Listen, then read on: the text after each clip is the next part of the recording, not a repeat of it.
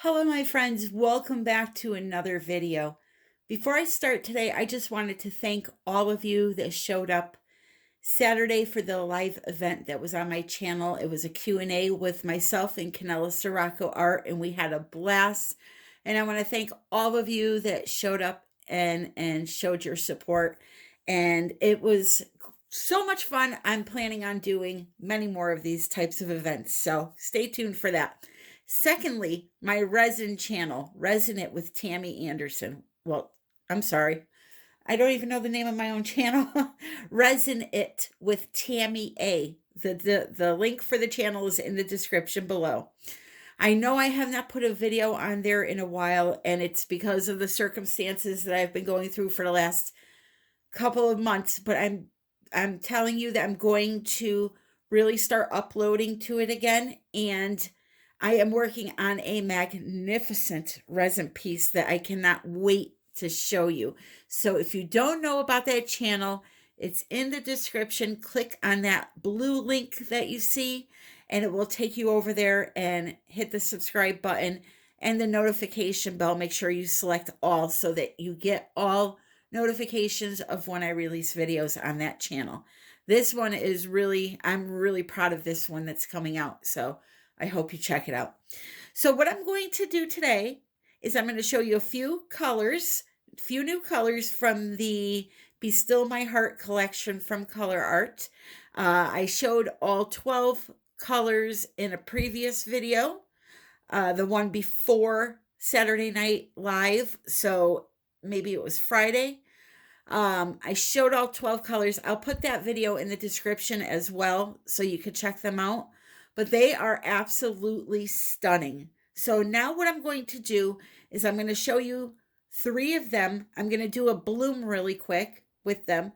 And then what I'm going to do is I'm going to pause the camera, clean up, and I'm going to do a beginner's Dutch pour for all of you using just regular paints, not primary elements. Not that you can't use primary elements, because I've done many beautiful Dutch pours with primary elements. I want to do a beginner's Dutch pour for those that just have regular paints and don't have the means to buy primary elements, but you can definitely do a Dutch pour with primary elements. And I also have a video for that, which I will also link in the description. So in my little cups here, I'm just going to explain really quick. I'm going to mix one color with you. In these little cups, which I got, by the way, from Loli Veffe. They're a 10-pack. I do have a discount code for Loli Veffe. They have the lids attached. So I was looking for some kind of a container that I could put my paints into and store them without having to buy the plastic ones. So they seal pretty good. And so that's what I'm using here. In these containers, though, I have taken some Vivid Enamel, sold by COLOURARTE, and some polyacrylic. Did not measure. I want you to throw measurements out the window and just try to experiment and learn. I just poured a little bit of enamel in the cup, okay, and then covered the surface with some of the polyacrylic. That is it. I did not measure. I'm starting to think that measurements may not be the easiest way for people to learn, because this is why. If I give you my measurement and I'm using a primary element, for example, okay, and then you try to take this measurement and use it with a tube paint, it's not going to be the same consistency as mine, because I'm using a powder, right? So I'm thinking that if you can just try to experiment like this, if you want to make a full container of one color, fill it up, cover the surface with some polyacrylic or Josonia, whatever varnish you're using, and then put your paint in, mix it, and thin it out with a little bit of water. The consistency, the right consistency is the key, not the amount of each ingredient, okay? As long as there's some of each ingredient in that cup, this is going to work. All right, so I'm going to take one of these little taster spoons that come with your Color Art colors, and I'm going to mix it into those two products. And if I feel like I need more, then I will add more. And if I don't, then I don't. And I definitely will not need more. Just a kind of guideline for you when it comes to primary elements. One of these little taster spoons full of a primary element is enough pigment for 1 ounce of whatever your pouring medium may be. So you want to really mix it in good. It's not going to just poof, dissolve, and be gone. You got to really mix them in good, okay? And get those mica flakes to blend in good and the pigment all to dissolve.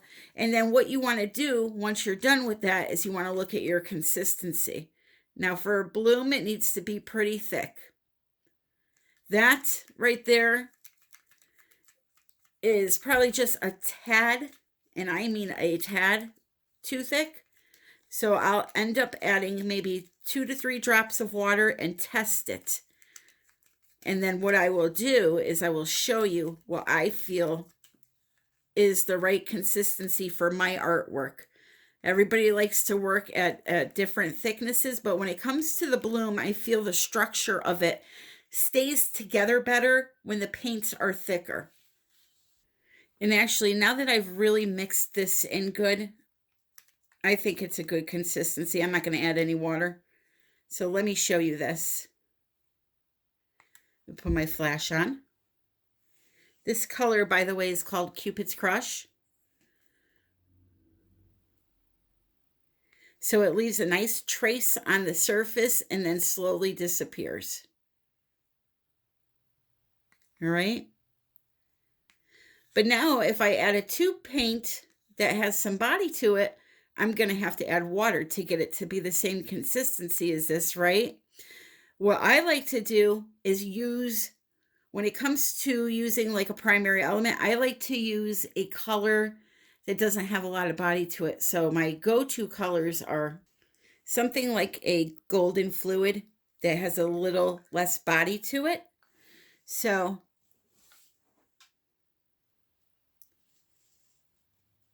just drizzle some in there. These little mixing spoons are also from Loli Vefe. They have squeeze bottles, they have silicone mats, they have a ton of different silicone products that you can use with acrylic pouring and with resin. So check them out. Again, the link is in the description. They're also selling these great big squeeze bottles now, the 16 ounces, which are glorious. But they have the smaller, these are the size I like to keep my paints in. All right. But anyway, back to what we were talking about. So if I can, I like to use a more fluid paint so that I don't have to add too much water.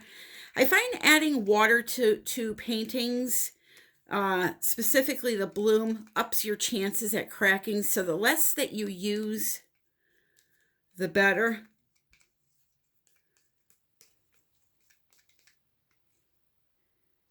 So that's just going to be a little bit too thick, but you know, I won't have to add that much water, a couple of drops.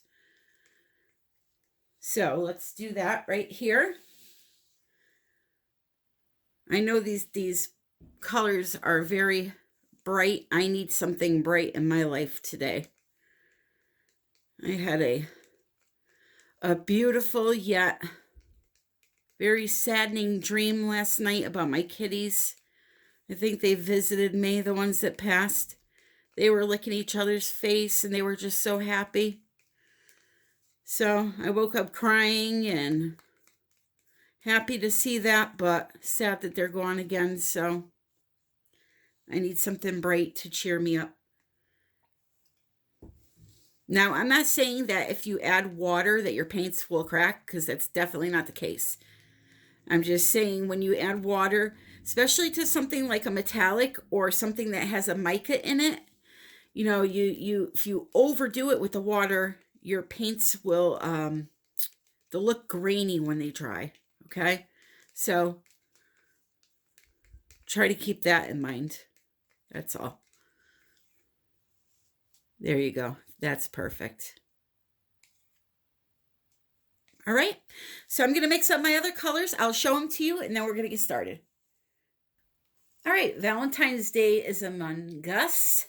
So how about a Valentine's palette? So again, I have the Cupid's Crush from the Be Still My Heart collection, which comes with a 13th bonus color for free. Use my coupon, that will save you an additional 20% off. And that is COLOURARTE.com. Here is Pink Lemonade.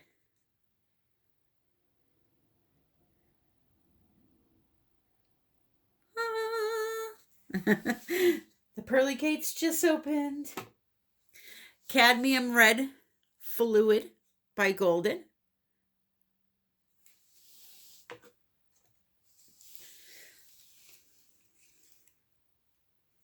Some Golden Honey from COLOURARTE, one of the Prison Pour colors.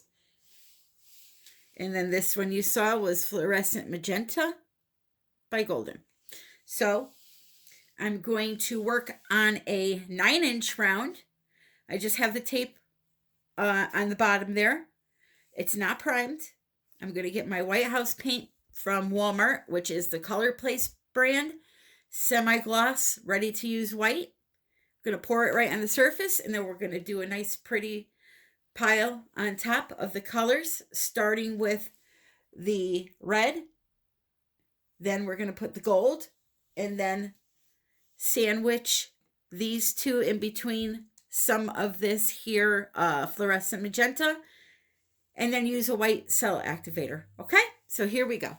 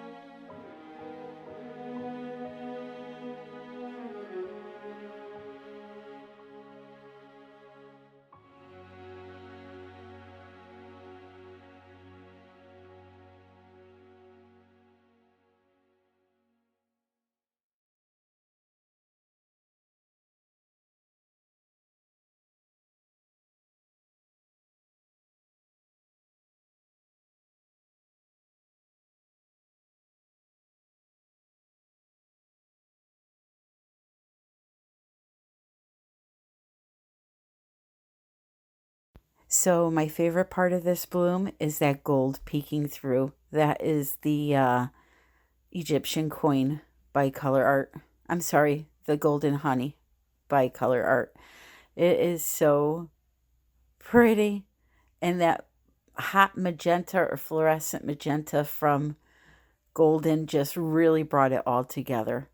The Cupid's Crush is absolutely stunning, and the pink lemonade is a dazzler. Okay, so that's it for the bloom portion of this video. And the first thing I'm going to do is I am going to make a big cup of white paint. I'm going to show you how I do it for my Dutch pour. So any brand acrylic paint will work. I'm using Artist Loft Flow Acrylic. This is a big 32-ounce cup. Again, measurements out the window, okay?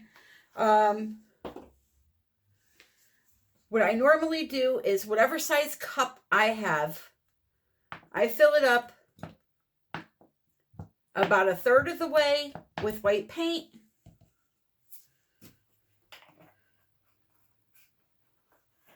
I add some Floetrol to it. Now, how much you add is totally dependent upon you. If you want, oh, that is not the right jug. I just opened my throwaway paint jug, and ooh, some of those paints I threw away in there had that old stinky Floetrol in it, and that was not pleasant.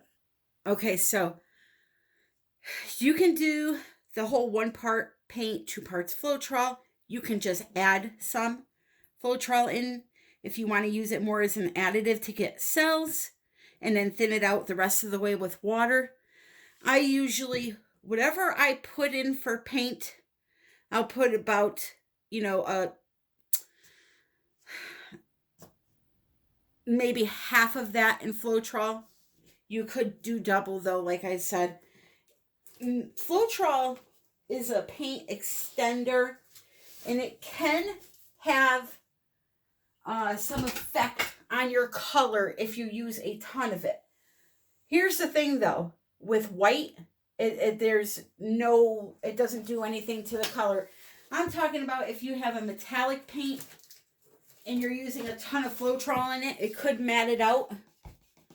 And especially if you're not finishing your paintings with resin afterwards, they could look a little bit dull. But that is what I've been hearing. That's not what I've experienced. So you definitely don't want to use something like Floetrol with a primary element. That will not work. And that will definitely take away the sparkle of those. But for your normal average paints, especially your whites and black background, yeah. So you saw how much Floetrol I put in. Now I'm going to put in water. Again, the most important part of this right here is the consistency for the Dutch pour, not what is in it. If I had a guess, I probably just added in a 1/4 cup of water. But I will show you how thin the paint is when I use it for the Dutch pour. So maybe just put some paint in a cup, put the same amount of Floetrol in there, and keep adding water to it until you get to the consistency I'm going to show you right now. Mixing fast here. Okay, hold on. Okay.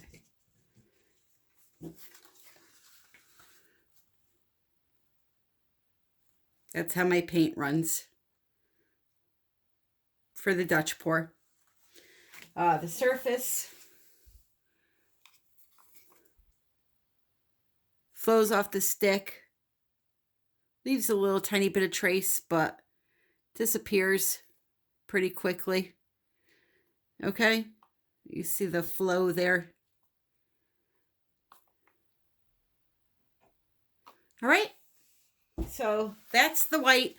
The colors are mixed exactly the same way. You put a little color in a cup, same amount of Floetrol, and water to thin till they're all the same consistency. The consistency is the key. This is my little itty bitty baby blow dryer named Flo in my Amazon shop, except it's not blue, it's white in my Amazon shop. Works beautifully for this. And When I hear people saying that their blow dryer must not be strong enough and they're using a big, powerful blow dryer, if I can move my paints with this little girl here, you can do it with your regular blow dryer, okay? So let me get the canvas set up. It's a 20 by 20 gallery wrapped canvas, and I'm going to come back with the white paint already on the surface so I don't have to bore you.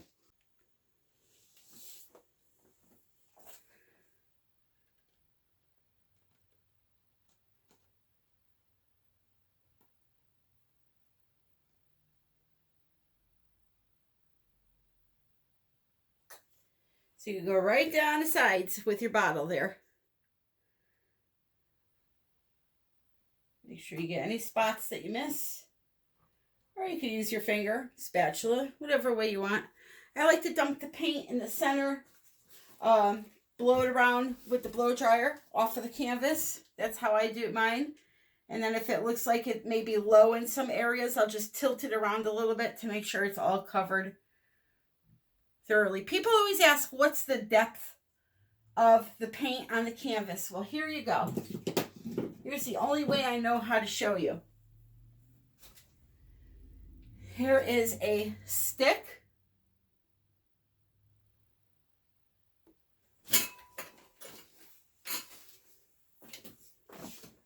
That's it. That's how deep the paint is. It's not deep at all.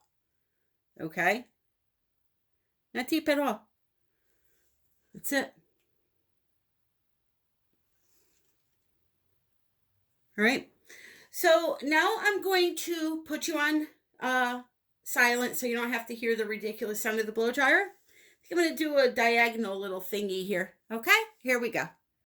So for my colors, I have a magenta, a teal, a blue, a pink, a metallic blue, a gold, and a cobalt teal, and also dioxazine purple by different paint brands, Liquitex and Golden. They were leftover paints I wanted to use. And so I just slowly added the colors across the canvas, even though looks like I'm going fast. This is time lapse. So you just want to take your time and string them along the center of the canvas until you have all your colors on the canvas. Now, how much paint do you use? This line on a 20 by 20 canvas, when it was all said and done, was about a ½ inch thick, and that was plenty of paint.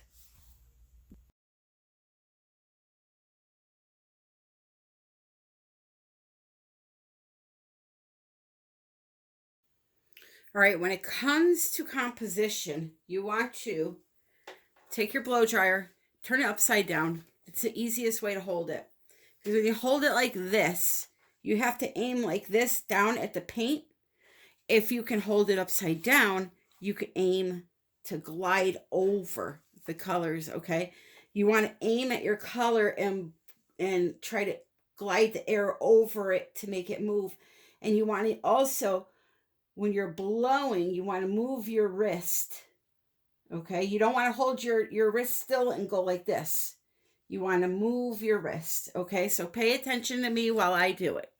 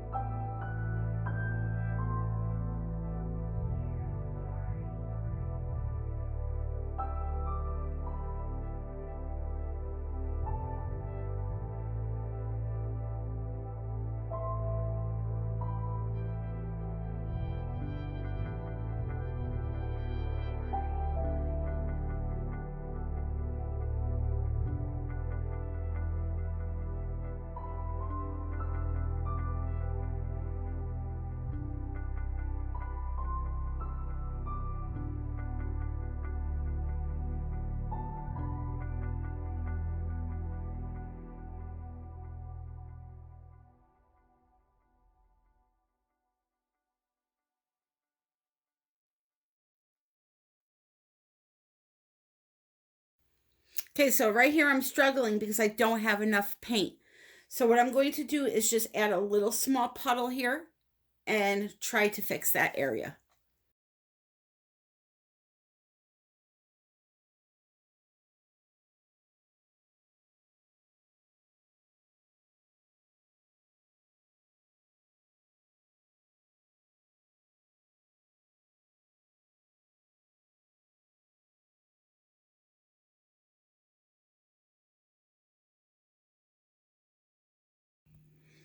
All right, my friends, here it is.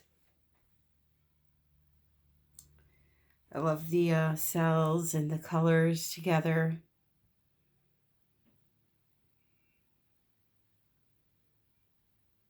Gold is beautiful as always.